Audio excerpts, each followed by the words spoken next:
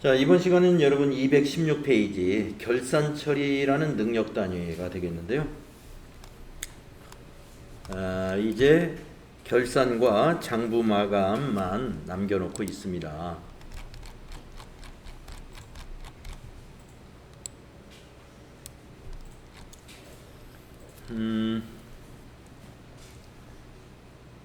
우리가 결산 처리에서 알아야 되는 것은 결산을 준비하고 결산 수정 분계를 실시하고 그 다음에 장부를 마감하는 이러한 과정이 결산이 되겠습니다.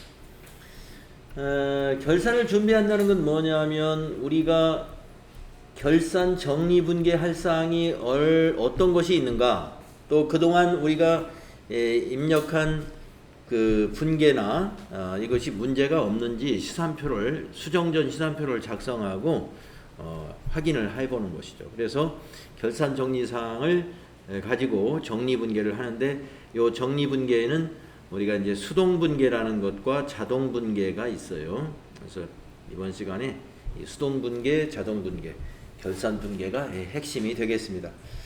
그 다음에 이제 결산이 끝나면 이제 장부를 마감해서 재무제표를 작성하시는 그러한 것을 우리가 회계의 순환 과정에서 여러분이 장부 마감이라든가 이런 것은 손으로 수기로 하는 걸 우리 해봤잖아요. 오늘은 프로그램으로 어떻게 장부 마감을 하는지 실습을 해보도록 하겠습니다. 자, 우리가 결산 수정 분계는 우리가 그 이론 배울 때 일단 제외시켰어요. 그러지만 이 결산 수정 분계가 우리가 그 앞에서 배웠던 것 중에서 여러 군데에서 나옵니다. 예를 들면 매출 채권 배울 때 대손 충당금 설정하는 거, 이게 바로 결산 수정 분계 때 하는 거예요. 결산 때. 또 유형자산 여러분 공부할 때 감가상각 누계액 설정하는 거, 그거 역시 결산 수정 분계 사항이고요. 그래서 요소별로, 또 여러분 단기 매매증권 배울 때 기말에 단기 매매증권 평가 손실 또는 평가 이익, 평가 작업을 하죠. 이것도 결산 수정 분계 사항입니다. 그래서 우리가 안 배운 것 같지만 앞에서 자산부채를 공부하면서 그 부분적으로 군데군데 결산 때 해야 되는 분계들이 있었습니다. 그래서 오늘 그거를 전부 정리한다고 보시면 돼요. 자, 결산의 절차를 1번부터 5번까지 이렇게 설명을 해놨는데 한번 볼까요? 1번, 기중의 분계장에 회계 처리를 하고 총계정원장에 전기하는데 전기가 정확히 되었는지 확인하기 위해 수정전 시산표라는 걸 작성을 하죠.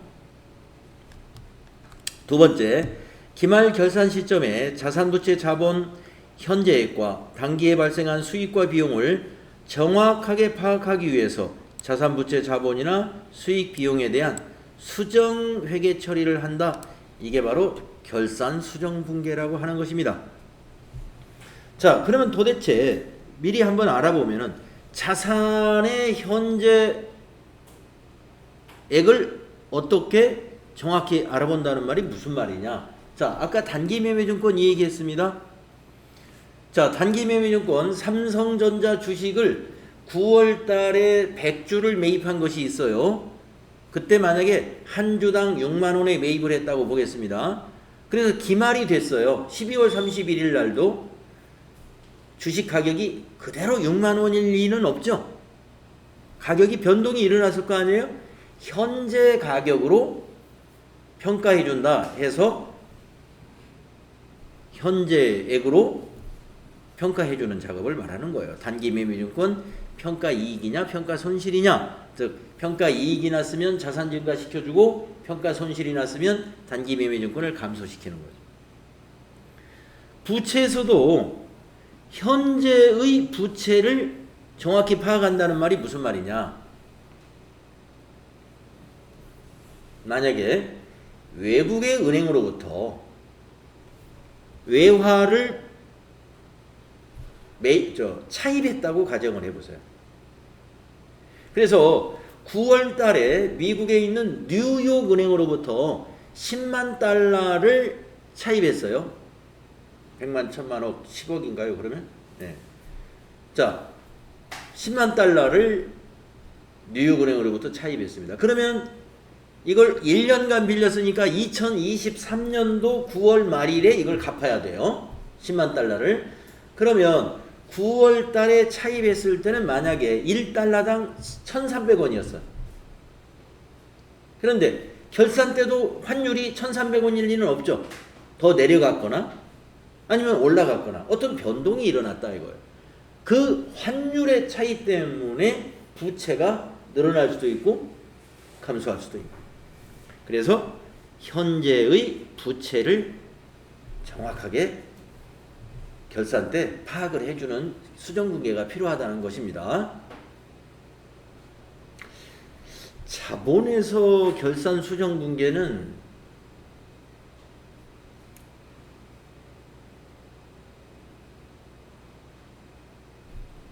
거의 없는데 매도 가능 증권이 자본에 영향을 줄 수 있겠네요. 자, 아까 단기 매매 증권 자산에서 현재액을 파악해야 된다고 했습니다. 매도 가능 증권도 평가를 해야 되거든요. 자, 삼성전자 주식을 우리 회사가 장기 투자를 목적으로 100주를 취득을 했다면 단기 매매 증권으로 계정 과목을 정리하지 않고 매도 가능 증권이라는 투자 자산으로 정리해야 돼요. 그러면 매도 가능 증권은 자산입니다만은 매도 가능 증권을 가격을 평가할 때, 기말에 평가할 때 발생하는 매도 가능 증권 평가 이익이나 평가 손실은 자본에 해당되는 기타 포괄 손익 누계액입니다. 그러니까 자본도 달라지죠. 매도 가능 증권 평가하면 자본이 증가하거나 자본이 감소하게 돼 있어요. 그래서 이것도 변동이 일어날 수 있습니다.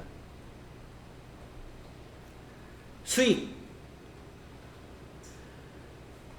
단기에 발생한 수익만 수익으로 인식해야 된단 말이에요. 단기에 발생한 수익만. 그런데 우리가 지금 현재 수익으로 잡혀 있는 것은 차기 끝까지 수익으로 잡혀 있는 게 있을 수 있다는 겁니다. 있을 수 있다. 아니면 지금 수익으로 안 잡혔지만 단기의 수익으로 봐야 되는 것도 있을 수 있습니다. 자, 9월 30일 날 우리가 5천만 원을 정기예금에 애입했어요. 그리고 결산일을 맞이했습니다. 9월 30일 날부터 그러니까 10, 11, 12, 3개월이 지났네요. 5천만 원에 대한 이자를 수익으로 인식시켜줘야 돼요. 자, 1년간 애입을 했기 때문에 원래 이자는 언제 받냐면은 은행으로부터 2023년 8월 31일 날 딱 1년이 되는 날 이 정기예금이 해약이 되면서 원금과 이자를 받게 되는 거죠. 2023년도에 이자를 받아서 2023년도에 모두 수익으로 인식하는 것은 현금주의예요. 그건. 근데 우리 재무회계는 발생주의를 채택하고 있단 말이에요. 그러니까 결산 때 10월부터 11월, 12월 이렇게 3개월치는 이자 계산을 해가지고 단기의 수익으로 발생시켜줘야 돼요. 이런 것이 단기에 발생한 수익을 제대로 인식하는 거고요. 비용도 마찬가지입니다. 보험료 같은 거. 자, 9월 달에 자동차를 한 대 사가지고 1년간 보험료에, 자동차 보험에 가입했습니다. 그러면 9월 달에 지급한 보험료가 만약에 120만 원이라고 했을 때 9월 말일에 그러면 10, 11, 12, 3개월치만 지급해야 되는데 우리가 보험료라는 건 3개월치 이렇게 가입을 안 하고 1년 단위로 가입하지 않습니까? 그러니까 내년도 9월 달까지 가입을 한 거예요. 그러면 내년도에 내년도 기간에 해당되는 보험료는 단기의 보험료에서 빼줘야 됩니다. 이런 것들이 있는 것입니다. 따라서 우리가 결산 수정 분기는 상당히 복잡한 거래들이 많아요.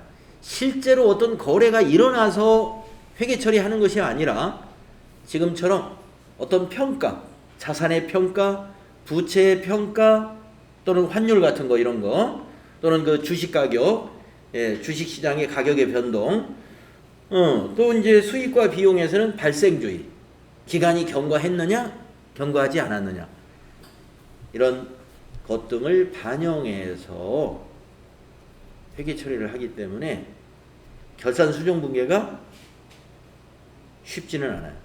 그 다음에 이제 이거 외에도 우리가 이제 앞에서 했던 대손 충당금의 설정, 또 감가상각 누계액의 설정, 이런 것들은 앞에서 좀 이해가 됐었죠. 그것도 여기에 해당이 됩니다. 대손 충당금이나 감가상각 누계액을 설정하면은 자산의 장부 금액이 달라지잖아요. 그리고 대손 상각비는 비용으로 가니까 비용이 증가하게 되고, 또 감가상각비도 판매관리비니까 비용의 변동이 일어나죠. 그런 것들을 우리가 지금 해볼 거예요. 요거. 이걸 우리가 해볼 거예요.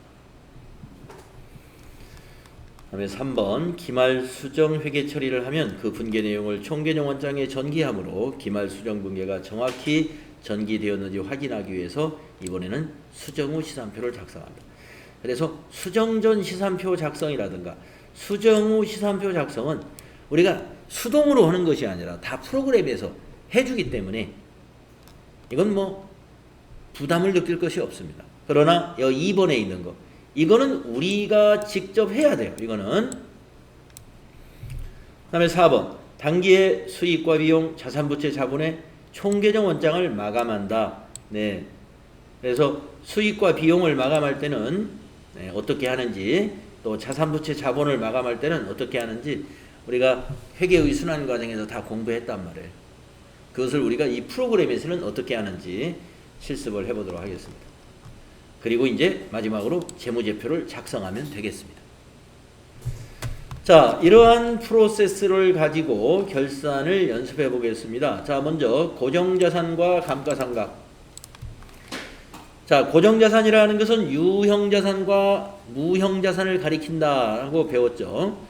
자, 고정자산 등록은 기업의 경영활동에 사용하기 위해서 취득한 유형자산이라든가 무형자산을 미리 등록하지 않습니까? 그래서 우리가 자동차 구입해가지고 등록하는 연습했었죠. 고정자산 등록.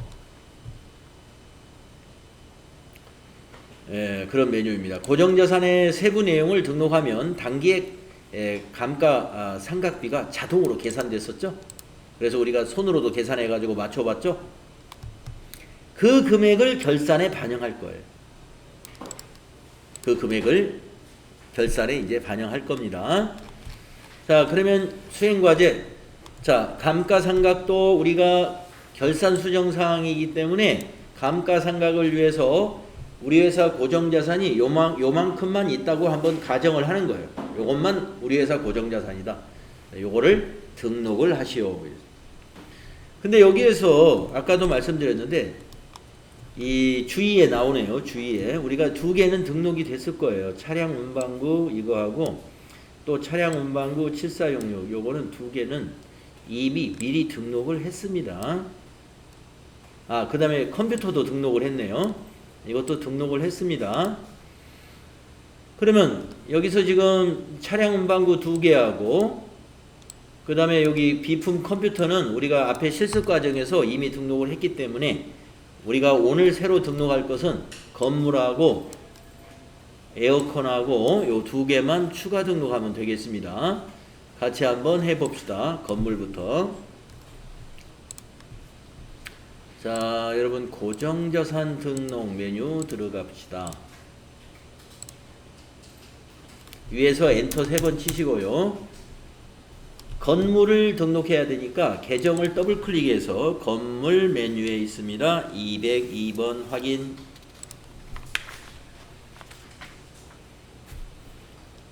거기 218페이지 표에 있는 코드는 1001번을 사용합니다. 1001 본사 건물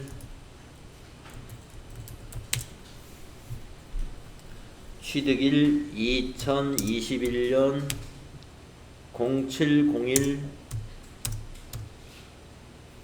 자, 2021년이면은 단기가 아닙니다. 단기가 아니므로 4번에 입력하는 것이 아니고 기초가액에다가 입력을 해줍니다. 취득금액을. 자, 5천만 원을 여기다 입력해야 돼요. 1번에다가. 그리고 엔터 치면은요, 기초가액을 넣었으면 그 밑에 과거에 매입했기 때문에 전기말 감가상각을 했겠죠. 21년 7월에 샀으면 6개월치 감가상각을 했겠죠. 그게 거기 전기말 상각 누계액입니다. 125만원. 여기다 입력합니다. 125만원. 전기말 상각 누계액 엔터. 자, 이제 나머지는 엔터로 쭉 내려가셔가지고 9번까지 내려가서요. 9번에 감가상각 방법 정액법이죠. 예, 1번 그대로 둡니다. 자, 엔터로 10번에 내려갑니다. 내용연수 입력합니다. 20년이랍니다. 이 건물이 내용연수가 20년, 20. 네. 그리고 사용부서는 본사이기 때문에 사용부서가 본사이면은 경비구분을 0번, 800번대로 한다. 네, 판매관리비, 감가상각비를 판매관리비로 처리한다. 이런 의미가 되겠습니다. 그대로 두면 되겠네요. 그래서 회사 계상 상각비가 이번 결산에는 250만원이 건물의 감가상각이 된다는 거죠. 여러분 219페이지에 등록된 거하고 결과가 같죠? 250만원.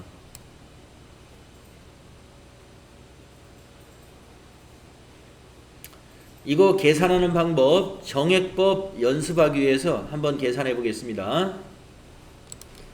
이론 시험에 대비하기 위해서는 당기분의 건물의 감가상각비가 얼마입니까? 하면 여러분이 계산할 줄 알아야 돼요. 그러면 당기분의 감가상각비가 얼마입니까? 하려면은 문제를 뭐뭐를 줄까요? 취득금액은 5천만 원입니다. 취득은 21년 7월 1일 날 했습니다. 그리고 정액법입니다. 내용연수는 20년입니다. 이걸 알려줄 거 아니에요. 그 다음에 정액법 같으면 잔존가치가 있으면 잔존가치 얼마입니다.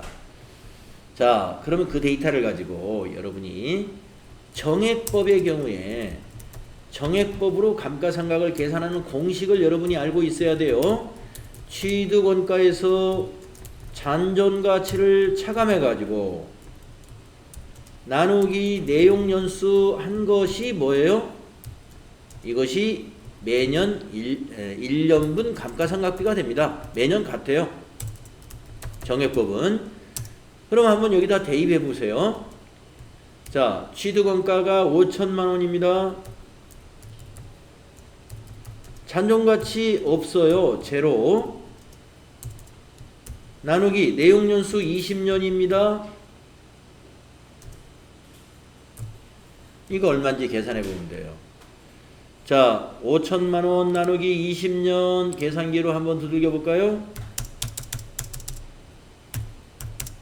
250만 원 나왔네요. 그래서 당기분 감가상각비는 250만 원이다.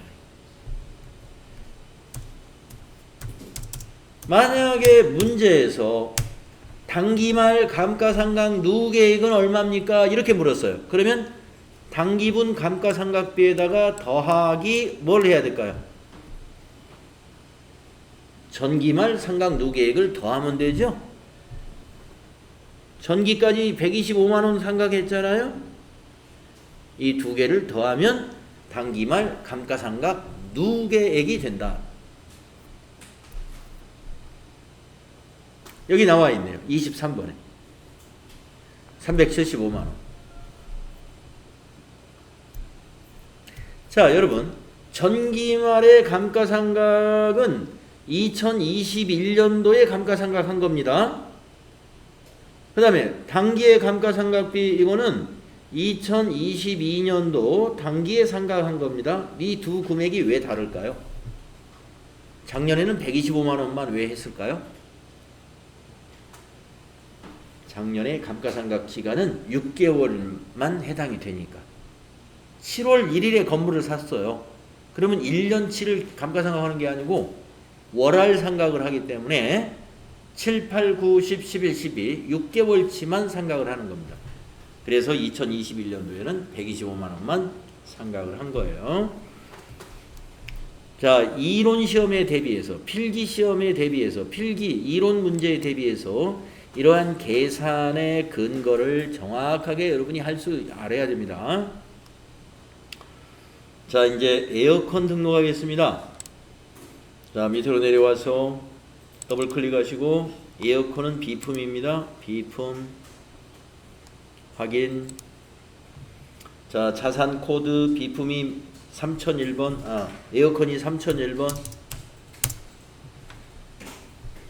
자산명 에어컨. 취득일은 2020년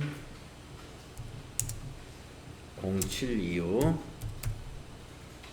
자, 2020년에 취득했기 때문에 기초가액에다가 취득금액을 입력하는 겁니다. 243만 2천원 2432 플러스 전기말 상각누계액 160만원. 자, 정률법이네요. 정률법 그대로 두시고 내용연수는 5년이네요. 5. 그러면 여기 정률이 계산됩니다.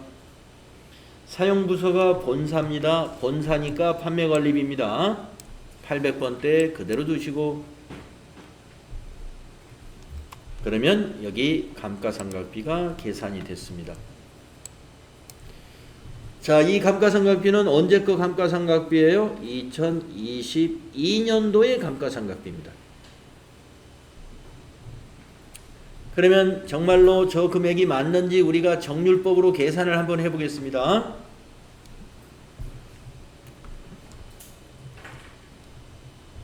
(7월) 달에 샀습니다. 2020년. 정률법은 매년 감가상각비가 달라요. 그렇기 때문에 연도별로 끊어서 계산을 해줘야 됩니다. 자, 2020년도 거를 먼저 계산하겠습니다. 자, 에어컨의 2022년도 감가상각비 이게 어떻게 나왔는가 이거 계산을 해볼 텐데요. 이 계산을 하려면 처음부터 계산해야 돼요. 처음부터. 자, 그래서 처음부터 이해를 해야 되니까 자, 2020년에 감가상각비는 어떻게 되느냐. 먼저 공식을 여러분이 한번 써볼까요? 예, 공식은 정률법은요. 여기다 공식을 먼저 쓸게요. 정률법은 이렇게 됩니다. 취득원가에서 감가상각 누계액을 빼줍니다. 이 빼준 것을 우리가 미상각 잔액이라고 불러요. 거기에다가 곱하기 정률을 곱해주면 돼요. 그러면 이게 1년분 감가상각비가 되는데 매년 달라요. 매년 달라. 왜 그러냐면 취득원가에서 감가상각 누계액을 빼기 때문에 이 감가상각 누계액이라는 건 매년 증가하거든요. 증가. 매년 증가하기 때문에 여기 곱하기 정률하면 이 금액이 매번 달라지죠. 그러나 정액법은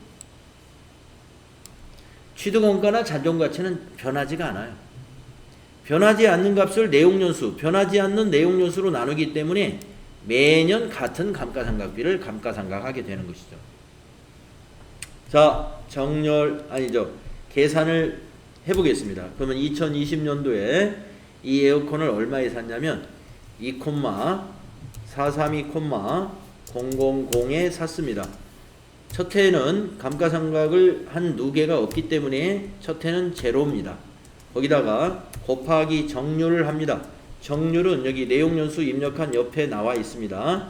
0.451. 자, 그러면 2020년도에 1년분 감가상각비가 이렇게 하면 나오겠는데 이건 1년분이 아니네요. 보니까 7월에 샀어요. 그러면 6개월치예요. 그러면 나누기 2 해서 절반만 해야 됩니다. 6개월치니까. 나누기 2 한 이유는, 자, 나누기 2는 왜 했느냐? 6개월 절반이니까. 6개월분만 하기 위해서 나누기 2를 한 거예요. 자, 한번 계산을 해보겠습니다. 계산기를 잡고,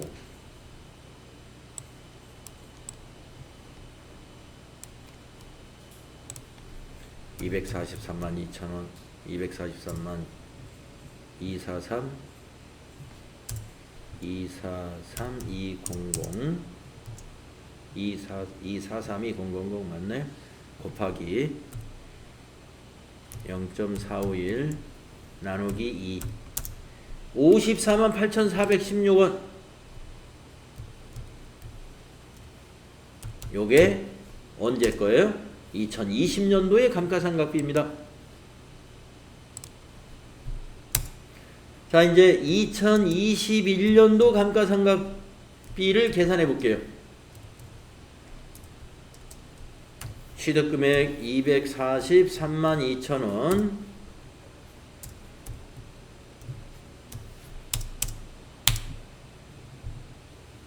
마이너스 감가상각 누계액이 이제 548,416, 거기다가 곱하기 정률 0.451. 자, 2021년도는 나누기 2 하면 안 되죠? 1년치니까.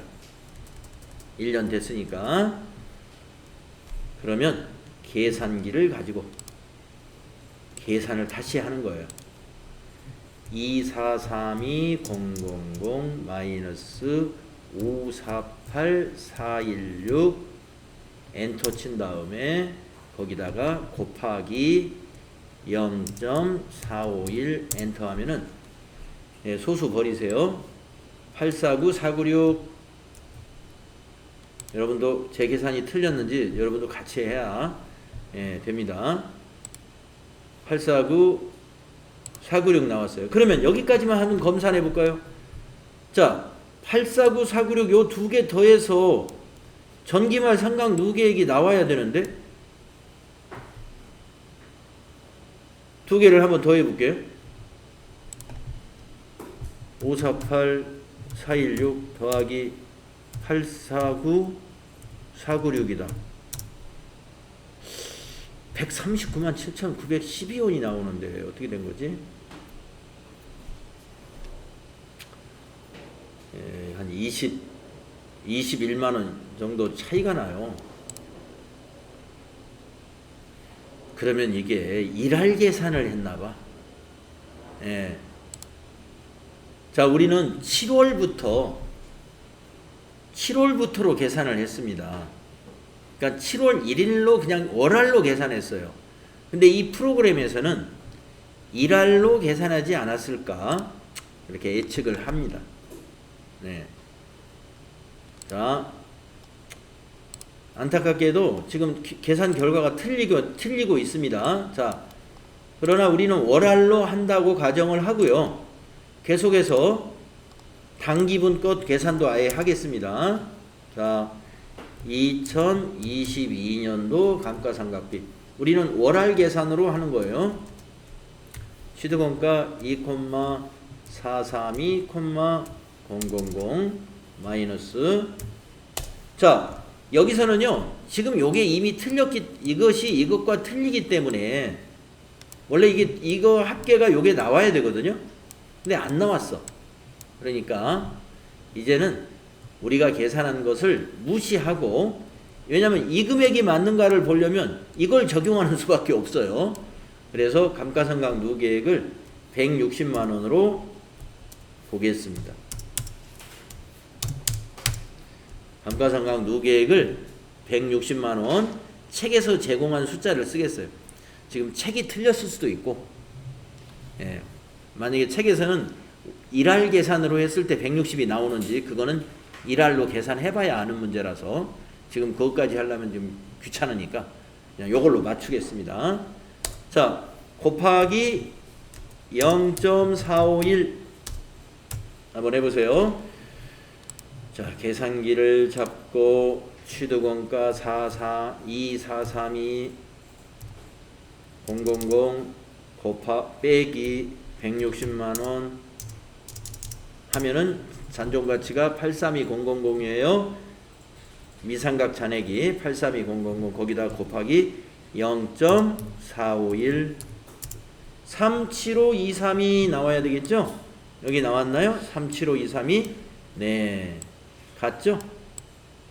그래서 이 두 개의 합계가 160만원이라고 가정해가지고 그냥 단기분 구한 거예요. 자, 정률법으로 감가상각비 계산해라. 정액법으로 감가상각비 계산해라. 이런 문제는 이론 문제로 출제를 합니다. 이론 문제로.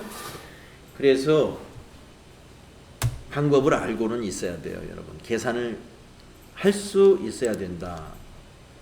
자, 그래서 설명을 쭉 드렸습니다. 자, 그러면은 비품 등록까지, 에어컨 등록까지 맞춰가지고 이제 고정자산이 하나, 둘, 셋, 넷, 5건이 됐죠? 등록 마쳤습니다. 지금 우리가 하는 것은 결산을 준비하고 있는 거예요. 자, 수행 2번을 보겠습니다. 고정자산 관리대장을 이용해서 계정과목별로 고정자산 관리대장을 한번 조회해 보시오. 이건 회계처리하고는 관련은 없어요. 네. 시험에서도 고정자산 관리대장을 조회하라는 문제는 내지 않으니까 요거는 그냥 본 걸로 하고요. 수행 3번 이거는 회계처리하고 관련이 있습니다. 어떻게 관련이 있느냐면은 이 월별 감가상각비 계상이라는 메뉴에서 저장을 해두면은요, 잠시 후에 우리가 이제 자동 결산을 실제로 할 텐데, 자동 결산할 때 이 5건 있잖아요. 아까 그 5건. 5건에 대해서 계정과목별로 감가상각비를 입력을 해야 되는데 그 입력을 자동으로 해줘요. 그래서 이건 결산 수정분계와 관련이 있습니다. 그래서 월별 감가상각비 계상 메뉴에 가서 결산 기준일을 이렇게 해서 감가상각비를 조회한 다음에 저장까지 하겠습니다. 가볼까요?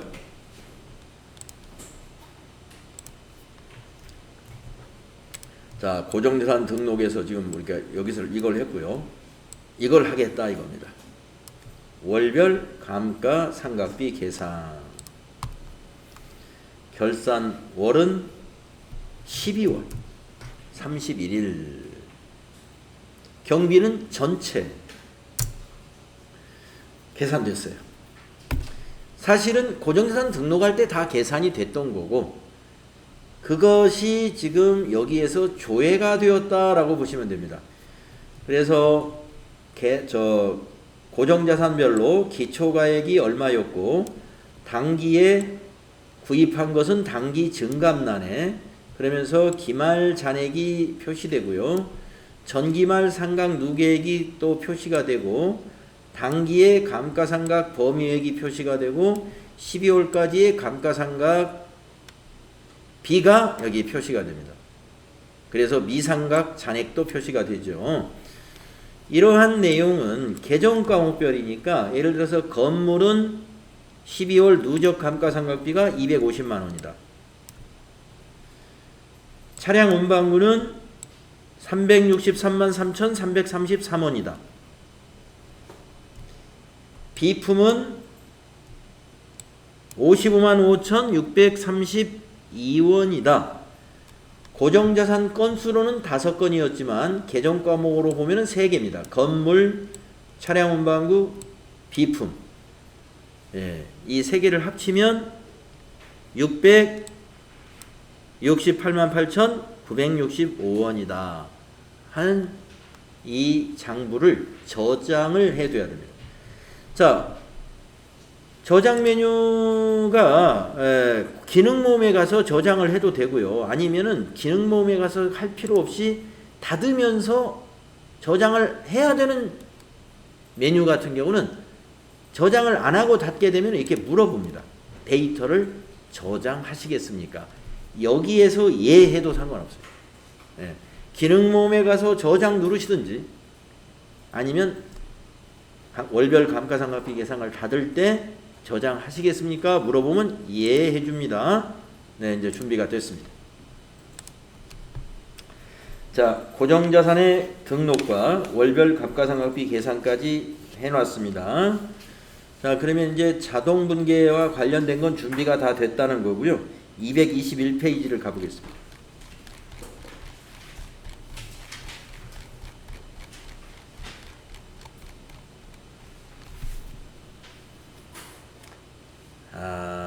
이 수동결산, 요게 이제 우리가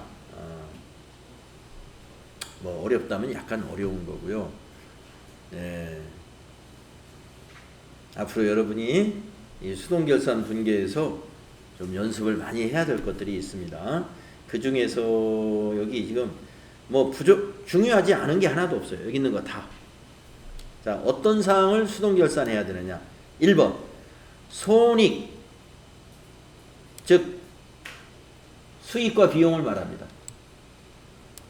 여러분 손익이라고 하면은 손익계산서를 떠올리면 돼요. 손익계산서에 들어가는 게 뭐예요? 수익과 비용을 말하는 거죠. 그래서 손익의 결산정리, 이 말은 수익과 비용의 결산정리나 마찬가지입니다. 그러면 수익과 비용의 결산정리에는 뭐가 있느냐? 당기에 해당되는 걸 발생시키는 발생수정분계가 있고, 차기 것을 차기로 이연시키는 이연에 대한 수정분계가 있어요. 그래서 여러분이 이제 나중에 보면 알겠지만 발생과 관련된 개정 과목을 보면은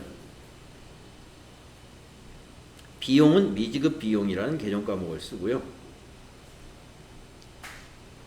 수익은 미수 수익이라는 개정 과목을 사용할 거예요. 그래서 이걸 우리가 발생은 미자 돌림의 개정 과목을 사용해가지고 발생을 시킨다, 이렇게 말을 하거든요. 수익과 비용을 발생시킬 때 상대 개정 과목은 미지급 비용, 미수 수익이다, 이걸. 비용이면 미지급 비용이고 수익이면 미수 수익이라는 얘기가 되겠죠. 다음에 이연의 정리분계를 할 때는요, 이제 밑에서 우리가 사례를 보면 아시겠지만, 비용이면 선급비용, 수익이면 선수수익, 이 개정 과목을 쓸 거예요. 그래서 이것을 보면은 이연에 관한 것은 선자 돌림으로 개정 과목을 사용하더라. 선자 돌림으로. 비용이면 선급비용, 수익이면 선수수익이라는 거죠. 사실은 이 개정 과목 4개를 우리가 배웠습니다. 자산과 부채에서 배웠어요. 아마 이론 배울 때 여기서 자산 부채를 한번 정리해 볼게요. 미지급 비용, 이건 부채에서 배웠어요. 여러분, 부채에서 미지급금과 미지급 비용이라는 타이틀로 배웠어요. 그때 제가 약간 설명을 했을 거예요. 자, 미수수익은 당좌자산 배울 때 이 개정 과목을 제가 소개를 했습니다. 이론 강의할 때. 미수금과 미수수익. 미수금과 미수수익이라는 주제로 설명했던 시간이 있어요. 당좌자산에서. 그때 하긴 했었어요. 자, 그 다음에 선급비용. 이것도 당좌자산 배울 때 공부했습니다. 선급비용은 선급금과 선급비용이라는 주제로 교재에서 설명을 합니다. 선급금과 선급비용, 당좌자산입니다. 이론 공부할 때. 그 다음에 선수수익은 어디서 배웠느냐? 부채에서. 유동부채 배울 때 이게 나옵니다. 이론 때 선수금과 선수수익이라는 주제로. 선수금과 선수수익이라는 주제로 우리가 공부했었다. 자, 이 수동결산에 첫 번째 나온 손익의 결산정리, 이게 상당히 중요합니다. 이론에서도 이게 많이 나오고요. 수동결산 문제로 FAT 1급에서는 아마 이건 요 밑에 있는 거에서 최우선일 거예요. 요 문제 한 문제는 거의 나온다. 미지급 비용이 나오든 미수수익이 나오든 선급 비용이 나오든 선수수익이 나오든 하나는 나올 것이다. 이렇게 보시면 되겠습니다. 자, 그 다음에 소모품과 소모품비를 정리하는 거, 이거 결산분계에서 필요합니다. 그 다음에 아까 말씀드린 단기매매증권 평가 수동결산 사항이고요. 여기 매도가능증권은 사례를 안 넣어놨는데 매도가능증권 평가도 수동결산 사항이에요. 현금 과부족을 정리하는 거, 여러분 자금관리 때 말씀드렸죠? 현금 과잉액이 결산일까지 원인이 안 밝혀지면 자비익으로 정리한다.